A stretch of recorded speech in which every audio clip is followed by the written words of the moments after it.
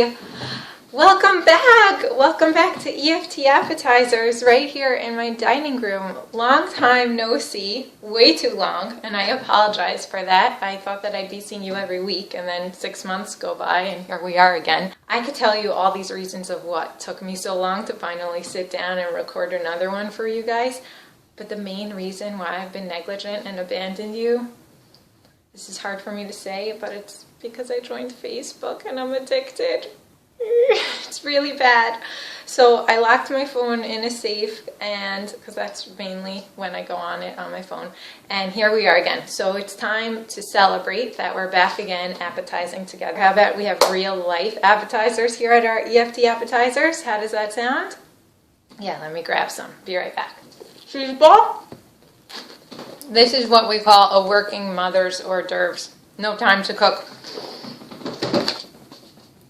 Anyway, all right, let's get back to business. So, since it's been so long, how about we go back to basics? Let's do the steps and stages of EFT.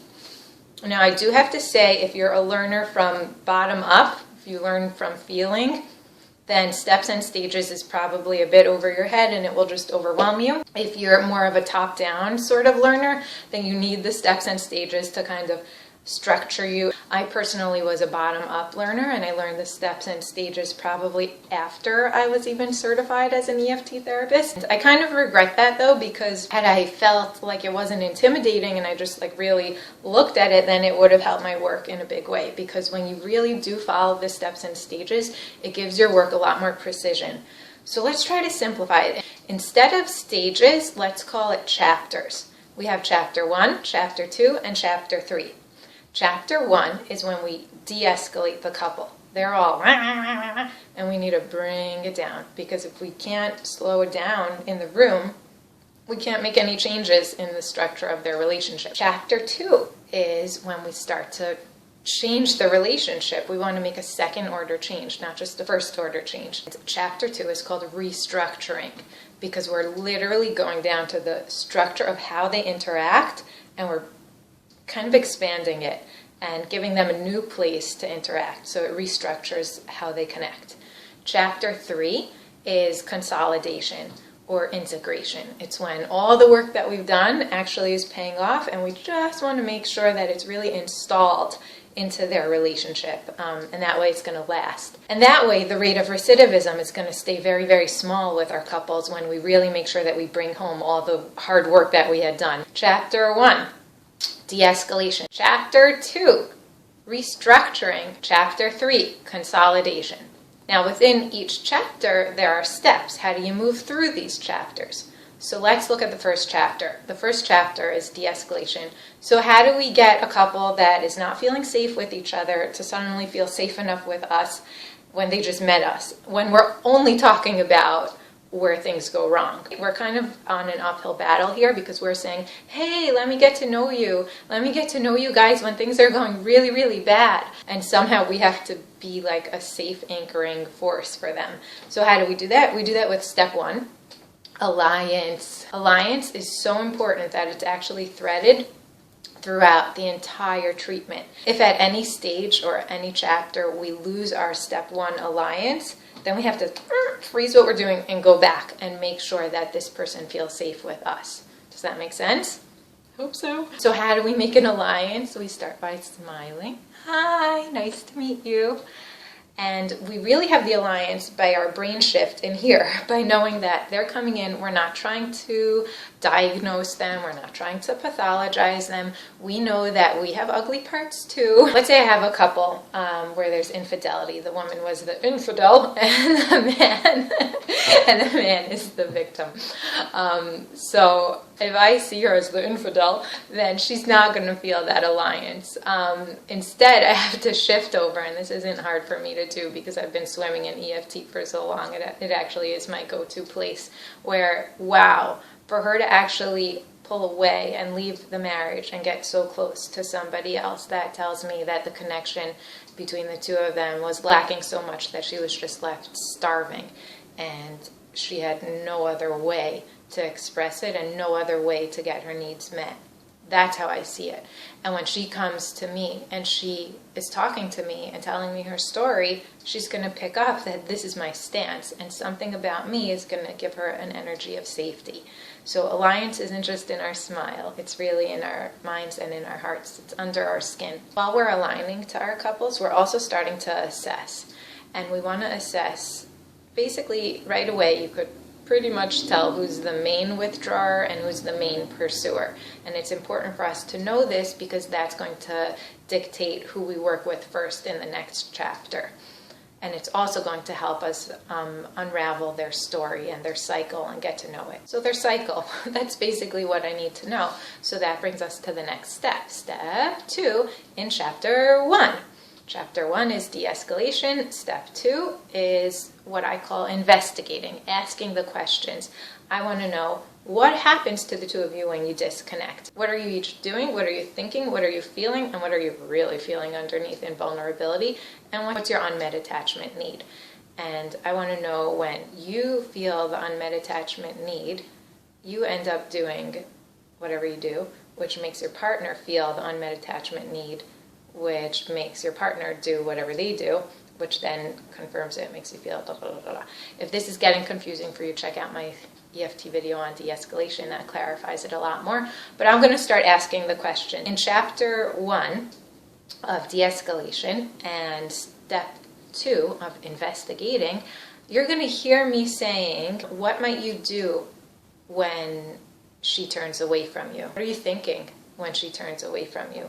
What are you feeling when she turns away from you? I'm going to gather all the information, and probably when I ask that feeling question, they're going to say a secondary emotion, something like, I'm really annoyed, or that's kind of a feeling, it's like helpless. So all they're giving me is the secondary emotion, which is really important because I do need to plug it into the cycle, and the secondary emotion is what helps me connect to them to bring them down to the primary emotions. But they're probably not going to give me the primary emotions because you know yourself when you're fighting with a loved one, you know, you're harsher, you're annoyed, you give up, whatever it is that you do. So since they're only giving me the secondary emotions, that's not enough to really know the full picture, because we know that there's something beneath the line. There's vulnerability that they're protecting themselves from. So that's why we have step 3 in chapter 1. Step 3 is when I start to dip their toes into primary emotion.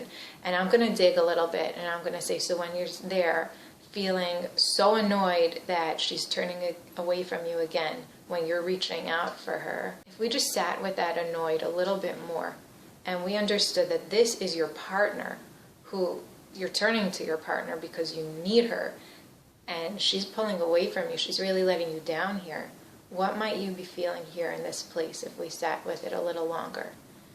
And so this is a place where I'm hoping that they can take me. I want them to take me to the primary emotion, and maybe they'll say, I feel really like nothing.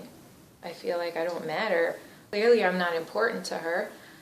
So it's kind of like primary words, but still with a secondary affect usually in chapter 1 of de-escalation. Sometimes they can't even give it to me. So then I'm going to use a conjecture. So I would say, you know, as I'm sitting here listening to your story, I'm just putting myself in your shoes.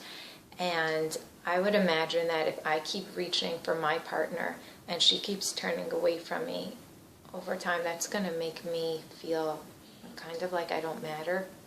If I really felt it in my heart, that might hurt me. Is it possible that that's what's going on for you? And sometimes when I speak like that, I get my clients looking at me like very still with these big hungry eyes, and that tells me I think I've got it. And then I say, yeah, and they go like that. So they may not be chatty with us in this primary place, but I just want to start bringing them there. So that's step 3. Step 4 is when I give back all the information that I got, and I help them see that they are actually perpetuating the disconnection by doing the very things that they try to do to connect.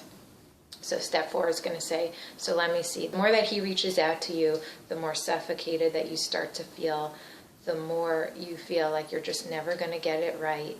in his eyes because he just keeps needing more of you. So the only thing that you can do then is kind of to give up and pull away. And then the sad thing is that when you pull away because all you want to do is get it right and you feel like there's no way and you're just left with only pulling away, that does something to you, other partner. That makes you feel like you don't matter at all, you're invisible, you're pathetic, and in that very place of feeling so pathetic, you end up like calling louder and reaching and starting to pull at her more. And the more that you pull at her, the more she resists and the more she pulls away. On and on and on this goes. So then you guys are left so disconnected just because the only moves that you have towards reconnection are the only moves that disconnect. So I love what you guys did here in this place, because the only way that we can beat this cycle is by slowing it down and starting to speak from a different place. I don't think that you knew that she is concerned that she's not going to get it right in your eyes. All you see is that she turns away from you and that you don't matter. So this is beautiful what you just did. You helped him access this piece of you that maybe you yourself didn't even know. So how could he know it? And you did such a wonderful thing. Instead of coming and making the demands on her like you usually do back at home, you're bringing her in from a more vulnerable, less urgent place. And that I saw her body turn to you as you were talking from that place. And that tells me that we can do this differently. We already are right here. We're already doing it differently. So we're going to continue with this. That's the end of chapter 1.